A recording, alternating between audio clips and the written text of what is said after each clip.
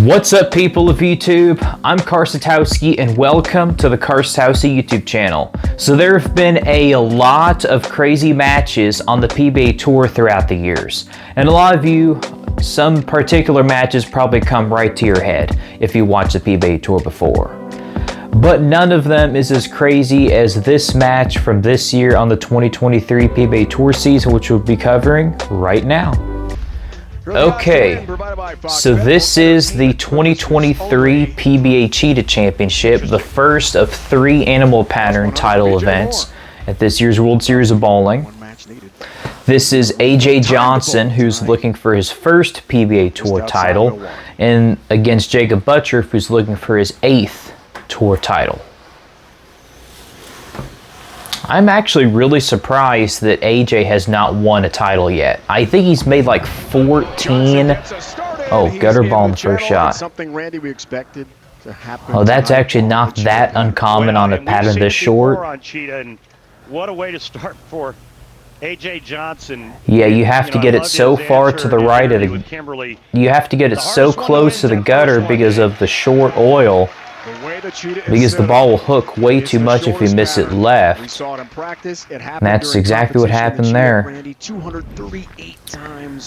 So basically, AJ has made at least 14 step-outer finals in his career, and I think all but 4 have been on TV. And he's had 4 or 6 runner-up finishes. I can't remember how many, but I think his issue is just winning matches. Like, he has won a few matches in step-outers before, but he hasn't won very many.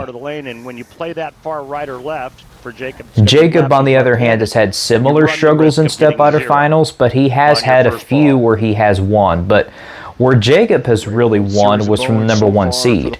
In fact, I think statistically, all of his 7 titles have probably been won from the #1 seed, except for maybe 1 or 2 of them. So Jacob has had some success on the tour so far, but he actually hasn't won in 3.5 years. And since then, he's actually finished second 3 different times. And I think all of them were in majors. Well, actually, I think 2 of them were in majors and 1 was in a standard event. But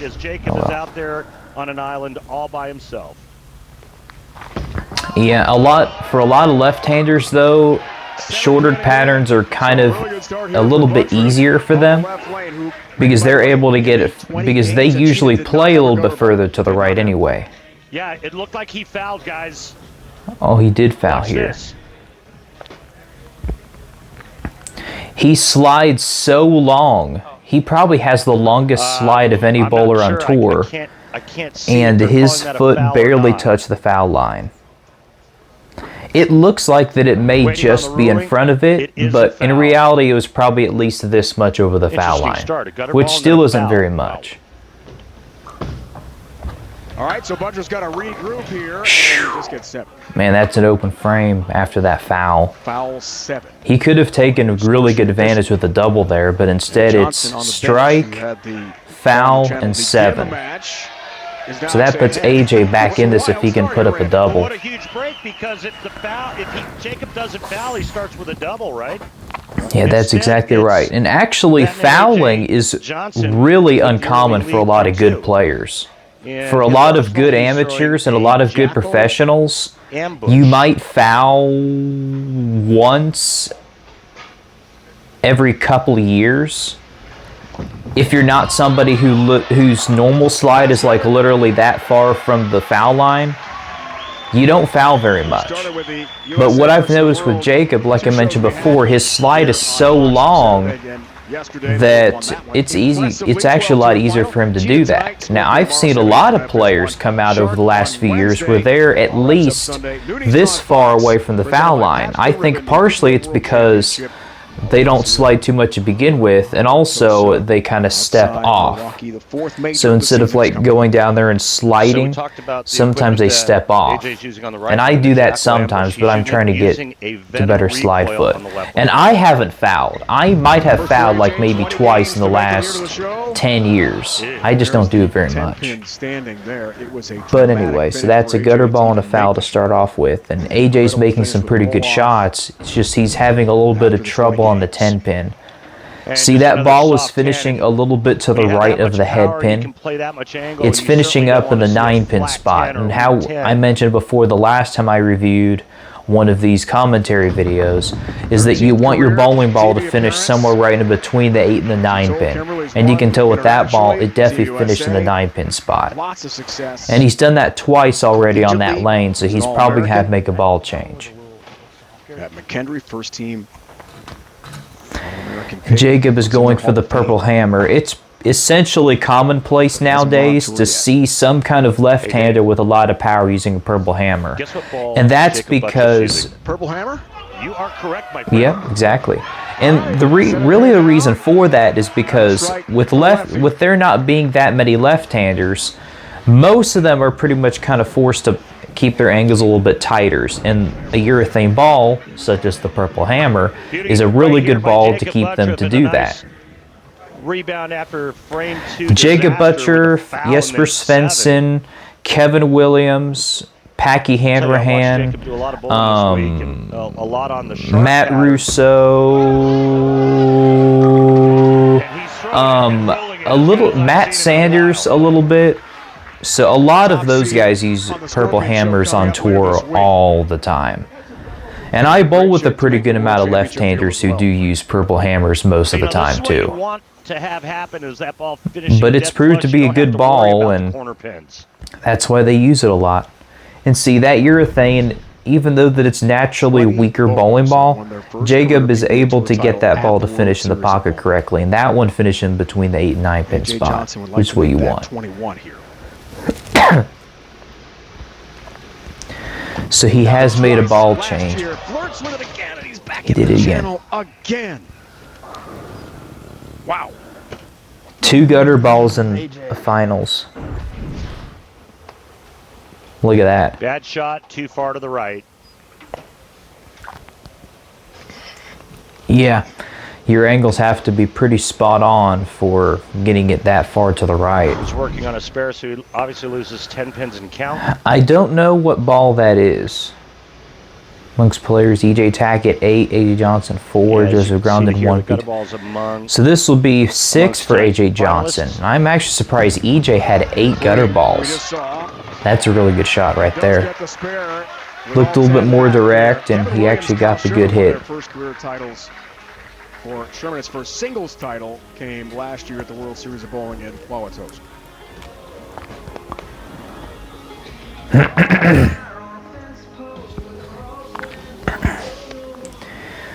Yeah, now this is a different ball for this left lane. It was so long ago I forgot. I think it was 2002. Was that your 13th? Yes, sir. All right. Hall of Famer Randy Peterson, 23rd year in the booth, all-time record, PBA Tour history. AJ Johnson now going with the same ball on both lanes. Okay, same ball on the left lane. A third gutter ball. It's in again. Back-to-back frames on 2 different lanes. Wow. Has to get there, but not that far. So he's using the same ball on the left lane, but he switched bowling balls on the right lane.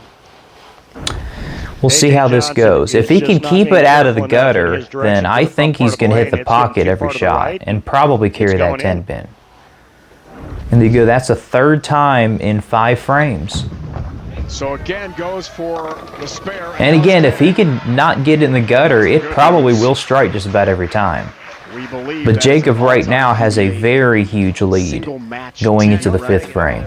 3 gutter balls. I don't think I've ever seen anybody have 3 gutter balls in the same game before. I've never called more than 1. In a match. 3 and 5 frames. Yeah, it's not done yet, unfortunately for AJ. Possibly. Okay, Buttriff trying to avoid the same. He gave that one some room. Does. There you go. The razor. That one looked like it could have gone in. Now the boards are 1.06 inches wide. There are 39 of them. The deck 42 inches wide, and of course 60 feet long. But I mean, you're looking at how much? Hey, where the heck did you get those numbers? How much space, Randy? Is it half an inch? I mean, what is that? So I mean, he's got about an inch here before it goes in. Mm-hmm. Maybe. Yeah, at least a whole inch. But you know, at this level, these players can play anywhere on the lane. That's true. Yeah, that was a little bit more inside, but it held. That was actually 3.5 boards inside. So that tells you that he has a little bit more room to the right. AJ Johnson in a heap of trouble. And a little commercial break too. Jacob's ball reaction definitely seems to be a little bit better, but the only errant shot that he's had so far through 6 frames has been the foul that he had. But other than that, Jacob definitely has the advantage in this match. Look at that for AJ Johnson.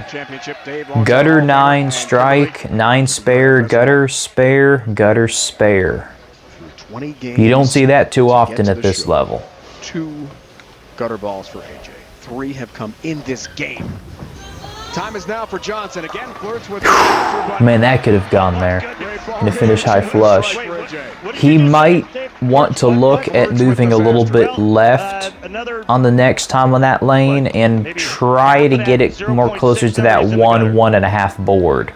And it might finish in the pocket a little bit better. You know, the late great Billy Whaley used to always say, trust is a must or your game is a bust. But there is a point where you got to kind of bag that and say, I need to be a little bit more careful. Well, AJ told us pre-match he's done a lot of work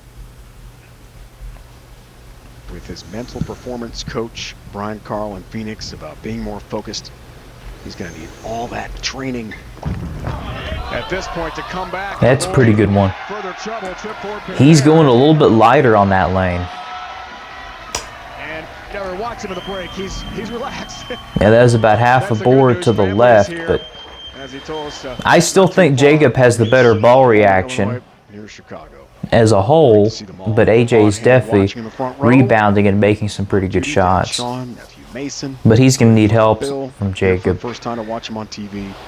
Let's go for Allie. Buttriff trying to cruise to victory here. And a good shot, 7 pins. And now it looks like that urethane might be finishing a little bit light in the pocket still now. In complete control is Jacob Buttriff.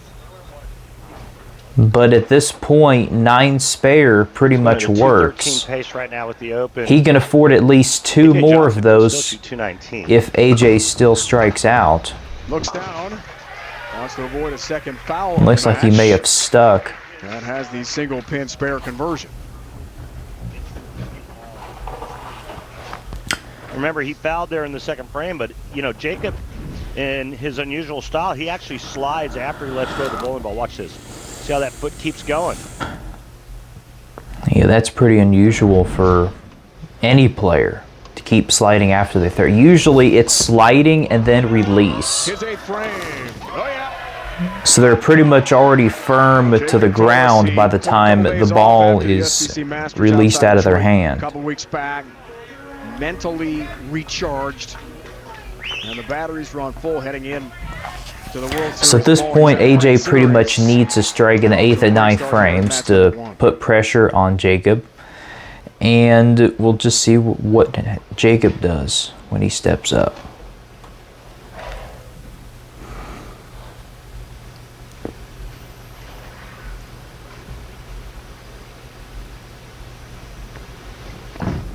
To cut it to 24 in the 8th frame. Does that. There we go. That was a much better shot. Yeah, and another strike in a 9th frame. He'll give Jacob Buttriff. Yeah, he did move. He moved almost a whole board left. And he didn't really move with his feet, though, but he didn't have to, it looks like.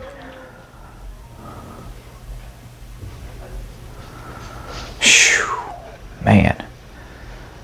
I'd be scared half to death every other shot had to ball on this pattern. I bowled on this pattern before, but man, I didn't do as good as these guys are doing right now. Confirms to himself that he belongs under the bright lights of TV. Look, Job right at Oh, perfect shot. Right on top of the first board and pretty much standing in the same spot also. It looked like it was going in. Watch this one again.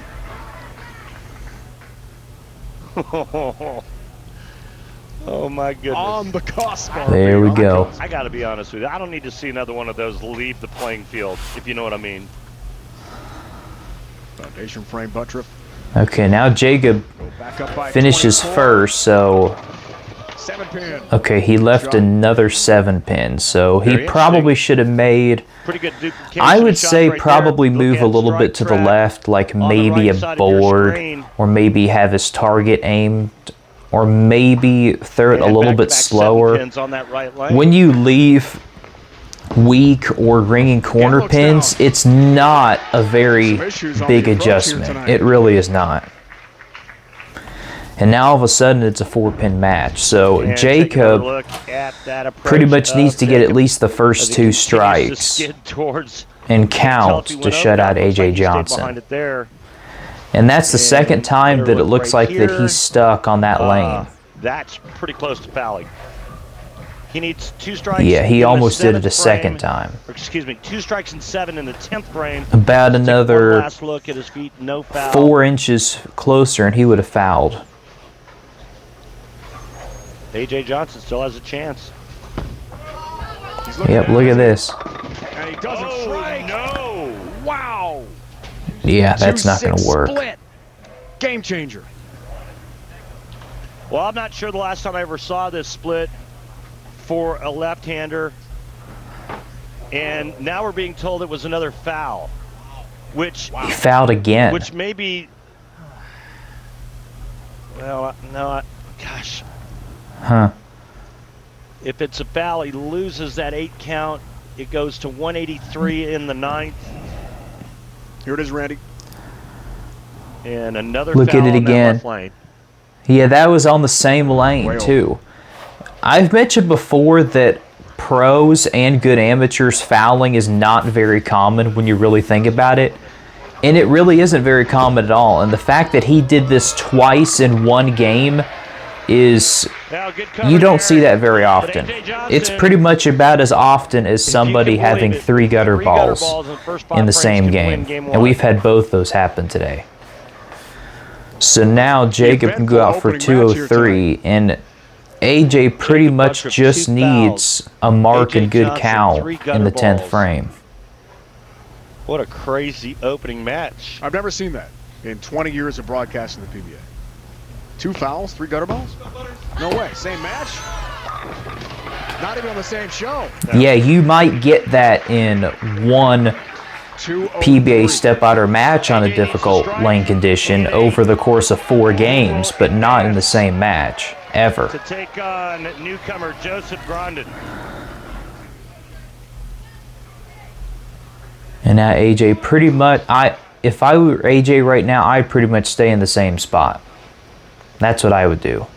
Because the last several shots on both lanes have been really good looking. Strike. We're going to talk about a roller coaster of emotions.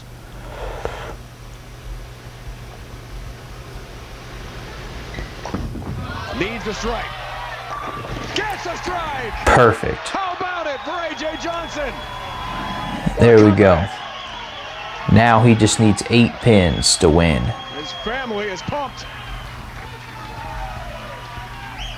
Not over yet. He still needs 8 on this shot. He hasn't even taken a re-rack yet either. I don't know. If it were me, I may have taken a re-rack after that second or third gutter ball to kind of collect my thoughts. AJ strikes here and win $1,000, sponsored by Pabst Blue Ribbon of Milwaukee, Wisconsin. Right here. Remember to drink responsibly. I mean, as a player, I mean, you got to block out those 3 gutter balls, but you don't want to yank this an arrow left or 2 arrows left. I mean, you just got to ace it and make sure you keep it Yeah, on the if he doesn't make a really good shot here, he can definitely throw it in the gutter again, or he can miss way left and get 7. Or less than that. 8 for the victory. He's got it. That one went super light and almost left a 2-8-10. Just leaves this 10 pin. AJ Johnson overcomes 3 balls in the channel in the same Good match grief. and wins. So get by Jacob Butler. Defibrillator. Extraordinary. Barely covers a 10 pin. Wow.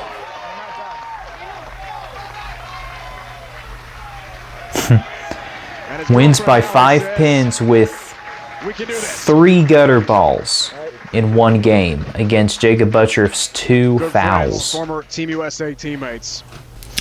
Well, so that actually isn't the first time I've ever seen multiple gutter balls bowled by a player and then ending up winning a match. Actually, the only other time that this has ever happened before was at the 2019. It was at a 2019 live stream event held in Coldwater, Ohio. And Tommy Jones ended up beating Sean Rash in that match. Tommy Jones had 2 gutter balls, and he ended up taking out Sean Rash by like 15, 20 pins or something like that. And that was a crazy match too. I think I'll probably, and that definitely was a crazy match too. I think I will commentate over that match eventually. But yeah, this is definitely the craziest match of 2023. I don't know if it's the craziest match in PBA history, but it's definitely the craziest match this year, and definitely among the top 10 of all time for sure. AJ would eventually be knocked out of this match, and EJ Tackett would eventually move on to win, so there you go. But that would have been really cool if AJ actually would have won the Cheetah Championship, but it just wasn't meant to be this time, but at least he gave us a really interesting match. So I hope you guys enjoyed this video, and if you're new or if you're just a person who likes to watch my videos but who has not subscribed, be sure you subscribe to this channel so you'll never miss any of my videos. So I'm Karsatowski, keep watching my content, and I'll see you in the next video. See ya, guys.